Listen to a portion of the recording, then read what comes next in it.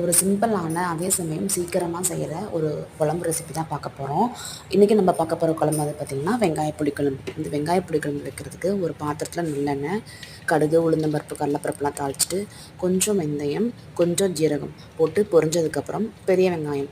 வெங்காயம் வந்து நீங்கள் பெரிய வெங்காயம் போடலாம், சின்ன வெங்காயம் போடலாம். வெங்காயம் போட்டு நல்லா மிக்ஸ் பண்ணிவிட்டு அதுலேயே கொஞ்சம் கருவேப்பிலை, கல்லுப்பு, மஞ்சள் தூள் இது எல்லாமே போட்டு நல்லா வதக்கிக்கணும்.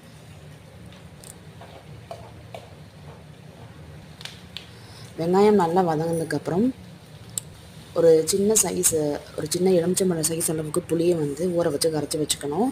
வெங்காயம் வதங்கினதுக்கப்புறம் சாம்பார் தூள், நம்ம வீட்டில் எடுத்த சாம்பார் தூள் போட்டு புளியை கரைச்சி வச்ச புளியை ஊற்றி நல்லா கொதிக்க வைக்கணும். இது நல்லா கொதிச்சதுக்கப்புறம் கடைசியாக வந்துட்டு வத்த குழம்பு பவுட்ரு போட்டு நல்லா ஒரு மிக்ஸ் பண்ணிவிட்டு கடைசியாக கொஞ்சம் தேங்காய், ஒரு அரை மூடி தேங்காய் அரைச்சி ஊற்றி கொஞ்சமாக நாட்டு சர்க்கரை சேர்த்து செஞ்சால் சூப்பரான வெங்காய புளிக்குழம்பு ரெடி.